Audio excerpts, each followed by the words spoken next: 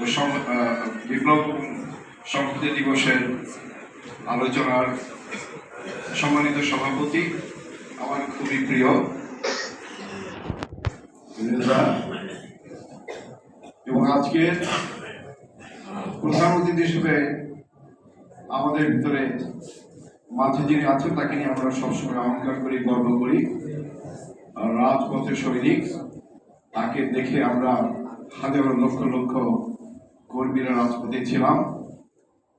সেই প্রিয় ব্যক্তিত্ব জনাব জয়নুল আবেদিন ফারুক সাহেব। আমি ব্যক্তিগতভাবে তাকে হাজারো সেলুট দিই।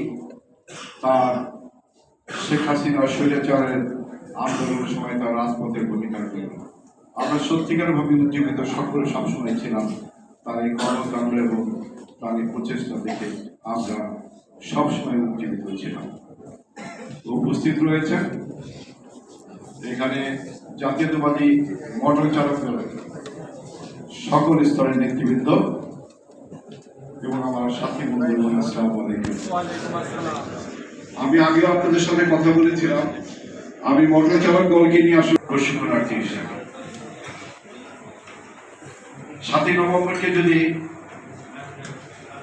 আমরা আলোচনায় আসি তাহলে সংক্ষেপে 15ই আগস্টের এবং 3রা নভেম্বর, তারপরে আসে 7ই নভেম্বর। 15ই আগস্টে ওই ঘটনার পরে বঙ্গভবন দখল করে নিয়েছিল যারা 15ই আগস্টের সহযোগী ছিলেন।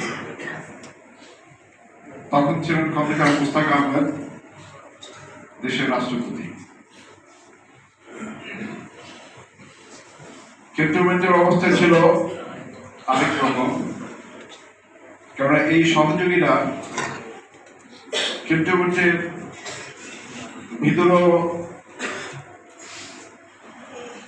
প্রচেষ্টা চালাচ্ছেন ইনফ্লুয়েন্স করার জন্য। তখন সেনাপ্রধান ছিলেন শহীদ প্রেসিডেন্ট জিয়া রহমান। তখন দেশে একটা পরিবেশ ছিল, বিশেষ করে ক্যান্টনমেন্টের ভিতরে একটা গ্রুপ 15ই আগস্টের সহযোগী যারা বঙ্গভবনে অবস্থান করতেন, আর আরেকটা গ্রুপ হলো